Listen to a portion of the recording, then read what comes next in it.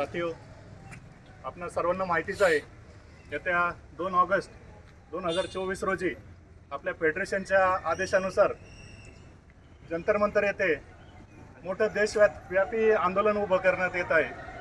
त्याच अनुषंगाने कोणी आज जाऊ नका, कोणाचंही लेट लागणार नाही. लाईट गेलेली आहे आणि या मीटिंगची आपण रीतसर परवानगी घेतलेली आहे, त्यामुळे कोणाचंही लेट लागणार नाही. तर फेडरेशनने दिनांक 1 ऑगस्ट 2024 रोजी अध्यक्ष साथी पाठक यांच्या अध्यक्षतेखाली आपली वर्किंग कमिटी आहे फेडरेशनची. या फेडरेशनच्या माध्यमातून विविध मागण्यांच्या संदर्भात आपण आंदोलनाची दिशा ठरवण्यासाठी एक मीटिंग बोलवली आहे आणि या मीटिंगसाठी डेलिगेशन्स वेगवेगळ्या युनियनचे बोलवलेले आहेत. आपल्या सर्वांना माहीतच आहे, 1 ऑगस्टला आपल्या 512मध्ये सालाबादप्रमाणे अण्णाभाऊ साठे जयंती आणि लोकमान्य टिळक पुण्यतिथी हा संयुक्त कार्यक्रम आपण इथे करत असतो. या कार्यक्रमामुळे आपण आपलं कुठलंही शिष्टमंडळ तिकडे पाठवलेलं नाही, कारण सगळे फोरम आपल्या इथं बिझी असणार आहेत. पण या आंदोलनाला सहभाग देण्यासाठी, पाठिंबा देण्यासाठी 2 तारखेला आपण इथे आपल्या या प्रवेशद्वारापाशी धरणं आंदोलन, घोषणा आंदोलन करणार आहोत. इन होण्याच्या कामामध्ये, आतमध्ये येण्याच्या वेळेमध्ये. आता हे आंदोलन कशासाठी करत आहोत मित्रांनो, ते आंदोलन करण्यामागची पार्श्वभूमी काय हे आपल्याला माहिती पाहिजे. नाहीतर कोणीतरी सांगितलंय, फेडरेशनने सांगितलंय म्हणून आपण आंदोलन करायचंय का? तर हे आंदोलन करण्यामागचं प्रमुख कारण आहे आपल्या अस्तित्वाचा प्रश्न. येणाऱ्या काळात सरकार खरं तर नवीन आलेलं आहे, पण तसं पाहिलं तर पंतप्रधान तेच आहेत, रक्षामंत्री तेच आहे, फायनान्स मिनिस्टर तेच आहे. म्हणजे मंत्रिमंडळ कुठंच बदललेलं नाही. नावाला फक्त सरकार आहे की जे नवीन आलेलं आहे, पण खाते वाटप आहे तेच आहेत, सगळे मंत्री आहे तेच आहेत. आता राहिला प्रश्न खाजगीकरणाचा. सरकार या अगोदरही आक्रमक होतं खाजगीकरणाबाबत आणि आपल्या शेजारच्याच ऑर्डनन्स फॅक्टरीज असतील किंवा जेवढ्या पण सरकारी आस्थापना असतील यांचं खाजगीकरणाचं काम सरकारने हाती घेतलेलं आहे. आणि याच अनुषंगाने जेवढ्याही ऑर्डनन्स फॅक्टरी आहेत त्यांचं 7 वेगवेगळ्या कंपन्यांमध्ये विभाजन केलेलं आहे आणि त्या कंपन्यांना ते वाटून टाकलेले आहेत. आता याच अनुषंगाने त्यांनी EDSO म्हणजे ज्यावेळेस कामगारांना अचानक तुम्ही आज सरकारी कर्मचारी आहात आणि उद्यापासून तुमचं सरकारी कर्मचारीचं जे अस्तित्व आहे ते राहणार नाही, तुम्ही खाजगी कंपन्यांच्या अंडर काम करणार आहे, तर हे कितपत योग्य आहे? याच अनुषंगाने आपल्या फेडरेशनने आवाज उठवला आणि या अनुषंगाने कोरोनाच्याच काळामध्ये आपण आंदोलन उभारायचं होतं आणि बेमुदत संपावर आपण जाणार होतो. पण सरकारने हे सगळं पाहिलं आणि या कोविडच्या परिस्थितीमध्ये EDSO अध्यादेश काढला. EDSO म्हणजे essential defence service ordnance act. याच्यामध्ये तुम्ही कुठलाही संप करू शकत नाही, तुमच्या कुठल्या मागण्या, घोषणा, आंदोलनं, सरकारच्या विरोधात निदर्शनं करू शकत नाही.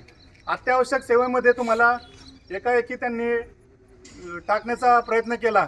त्याचप्रमाणे कामगार कायदे आहेत आपले, 44 जवळपास कामगार कायदे आहेत जे भल्यासाठी आहेत आपल्या, तर ते एका कायद्यामध्ये बांधण्याचा प्रयत्न सरकारतर्फे केला जात आहे. आता यामध्ये तुमच्या अस्तित्वावरच गदा येत आहे, तर यासाठी आपल्याला उठणं, उभं राहणं गरजेचं आहे आणि अन्यायाविरुद्ध आपल्याला आवाज उठवणं गरजेचं आहे. आपल्या पूर्वजांची परंपरा आहे, कोणताही अन्याय आपण आतापर्यंत सहन केला नाही आणि यापुढेही आपण सहन करणार नाही. कुठलंही सरकार येऊ द्या, ते कामगार विरोधीच सरकार असतं. कामगारांच्या विरोधी, न्याय मागण्यांच्या विरोधी घोषणा किंवा धोरणं अवलंबण्याचा हे सरकार प्रयत्न करत असतं. याच अनुषंगाने आपल्या कोविडच्या काळामध्ये 18 महिन्यांचा DA गोठवण्यात आला. कारण हेच होतं की आर्थिक संकट आणि देशावर जागतिक संकट आल्यामुळे तुमचा केंद्रीय सरकारांचा जेवढे पण कर्मचारी आहे त्यांचा DA गोठवला.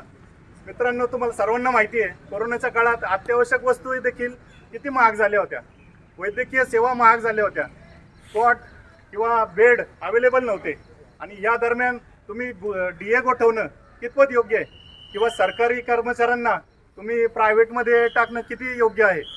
तर याच अनुषंगाने आपल्या फेडरेशननी आवाज उठवत, फेडरेशनबरोबर इतरही संघटना, इतरही फेडरेशन आहेत, सेंट्रल ट्रेड युनियन त्यांच्याबरोबर आहे. सेंट्रल ट्रेड युनियनची मीटिंग झाली होती. कामगारांच्या न्याय मागण्यासाठी, सरकारशी वाटा गाठण्यासाठी जे फोरम असतात त्यामध्ये JCM फोरम आहे, त्या JCM फोरम किंवा इतर जे काही बार्गेनिंग फोरम आहेत यांना वेळ सरकार देत नाही आहे. बऱ्याचशा वाटाघाटी अधुऱ्या राहिलेल्या आहेत. गेली 8 वर्ष प्रलंबित मागण्यांसाठी फेडरेशन आपलं वेळोवेळी भांडतंय, मागण्या मागता येते, सरकारच्या विरोधात संप करतोय, परंतु सरकार याला कुठलीही दाद देत नाही. मित्रांनो, भांडल्याशिवाय मागितल्याशिवाय तुम्हाला कुठलंही कोणतंही सहज मिळणार नाही. आपल्याला केंद्रीय औद्योगिक आणि अनौद्योगिक कर्मचाऱ्यांमध्ये जी ELच्या बाबतीत जी तफावत होती यासाठी लढा आपल्या फेडरेशनने 55 वर्षापूर्वीपासून दिलेला आहे. आणि आता कुठे त्या 300 EL साठवण्याची मुभा आपल्याला मिळत आहे, तरी आपला लढा थांबलेला नाही. अजूनही त्यामध्ये डिस्पॅरिटी आहे. 30 EL या ॲडिशनल केंद्रीय कर्मचाऱ्यातल्या आपल्या NIP कामगार बांधवांना दिल्या जातात, तर त्यासुद्धा आम्हाला दिल्या जाव्यात. 330 रजा साठवण्याची मुभा आपल्याला मिळावी यासाठी आपण भांडतोय. आपल्याला माहिती आहे 2 वर्षात आपल्याला प्रोडक्टिव्हिटी लिंक बोनस मिळाला नाही. बाकी आस्थापनांना बोनस मिळालेला आहे, पण आपल्याला बोनस मिळालेला नाही. DAच्या बाबतीत पण आपण ॲरियर्स मागत आहोत. 18 महिन्यांचा जो DA गोठवलेला होता तो ॲरियर्स आपण मागत आहोत. या आंदोलनामध्ये आपली प्रमुख मागणी अशी आहे की 8वं पे कमिशन आता तुम्ही गठीत करा आणि त्याच्यावर कारवाई चालू करा, कमिटी बसवा. आणि या कमिटी बसवताना फेडरेशनला विचारात घ्या, ज्या आपण फोरम आहेत त्या फोरमला विचारात घ्या. यासाठी आपण मागण्या मागत आहोत. आणि हे 2 तारखेला आपण मोठं देशव्यापी आंदोलन करणार आहोत 2 ऑगस्टला. आणि यामध्ये आपल्या सर्वांचं सहकार्य आणि आपल्या सर्वांची साथ आपल्याला खूप आवश्यक आहे. आणि फेडरेशनच्या नेतृत्वाखाली आणि आपल्या सर्वांच्या सहकार्याने आपण हे आंदोलन येणाऱ्या काळात नक्कीच यशस्वी करू. एवढं बोलून मी तुम्हाला एक फक्त छोटीशी गोष्ट सांगतो. एका गावामध्ये सर्कस आलेली असते. सर्कस तर सगळ्यांना माहिती आहे. सर्कस ज्यामध्ये प्राणी असतात, हत्ती, सिंह, वाघ हे प्राणी असतात आणि सर्कस असते. तर ह्या सर्कसीमध्ये ज्या मालकाने ज्यावेळेस सर्कस गावामध्ये आणली तर त्यासाठी 50 रुपये ठेवलेले होते तिकीट. आणि साधारण 1 आठवडा झाला. त्या आठवड्यामध्ये कोणी ते सर्कस पाहायला आलेलं नाही. मालकाने थोडा विचार केला की आपण 50 रुपये तिकीट जास्त तर नाही ठेवलेलं. मग त्यांनी विचार केला आणि 20 रुपये तिकीट ठेवलं. 20 रुपये तिकीट ठेवून 1 आठवड्याभर त्यांनी वाट पाहिली, पण तरी काही रिस्पॉन्स दिसला नाही किंवा प्रतिसाद दिसला नाही. मालकाने मग एक युक्ती लढवली. आता मालक म्हणजे कोण आहे माहिती आहे का? ते केंद्र सरकार आहे. केंद्र सरकारने एक युक्ती लढवली. काय लढवली? की ही जी सर्कस आहे ही सगळ्यांना मोफत द्यायची, मोफत पाहायला द्यायची, कुठलेही पैसे घ्यायचे नाही. आता मोफत आहे म्हणल्यावर सगळे त्या तंबूमध्ये घुसले आणि ती सर्कस पाहण्यासाठी बसले. आता मालकाने युक्ती लढवलेली होती, प्लॅनिंग केलेलं होतं. सर्कस ही पाहण्यासाठी त्यांनी लोकांना त्या आतमध्ये तंबूमध्ये सगळं गाव आलं तिथं त्यावेळेस त्या सर्कस पाहण्यासाठी. आणि मालकाने काय केलं, बाहेरून कडी लावून कुलूप लावून ठेवलं. आणि त्यात आत जे पाळीव प्राणी होते, वाघ, सिंह, हत्ती, घोडे, त्यांना मोकळं सोडलं, पिंजऱ्यातून बाहेर काढलं.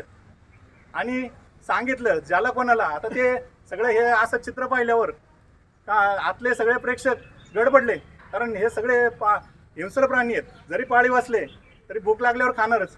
तर यांना बाहेर सोडल्यानंतर सगळे आतमध्ये गदारोळ झाला आणि जो तो बाहेर जाण्याची वाट पाहू लागला.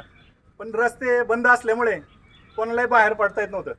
शेवटी त्या मालकाने अनाऊन्स केलं, ज्यांना कोणाला बाहेर यायचं असेल त्यांनी 200 रुपये द्यायचे आणि तुम्ही बाहेर यायचं. म्हणजे बघा, सरकार आपल्याशी असाच खेळ करत आहे की तुम्हाला खाजगीकरणाच्या नावाखाली ती सर्कस पाहायला लावतं आहे, तुम्हाला एंटरटेन करायला लावतं आहे. आणि ज्याला बाहेर जायचं आहे त्यांनी त्या सरकारी आस्थापना सोडून प्रायव्हेटमध्ये जॉब करायचा आहे. आता हे ऑप्शन 30 सप्टेंबरपर्यंत ऑर्डिनन्स फॅक्टरीला द्यायचं आहे. तर ही सर्कस आपण सर्वांची होऊ नये आणि आपण त्यामध्ये भरडले जाऊ नये यासाठी आपल्याला संघर्ष करणं गरजेचं आहे. मित्रांनो, एवढं बोलून मी माझ्या वाणीला विराम देतो. इनकलाब जिंदाबाद, इनकलाब जिंदाबाद, हमारी मांगे पूरी करो, हमारी मांगे पूरी करो। अरे कैसे लेंगे, लड़के लेंगे, अरे लेंगे रे लेंगे, लड़के लेंगे। कामगार एकजुटीचा Yes. कामगार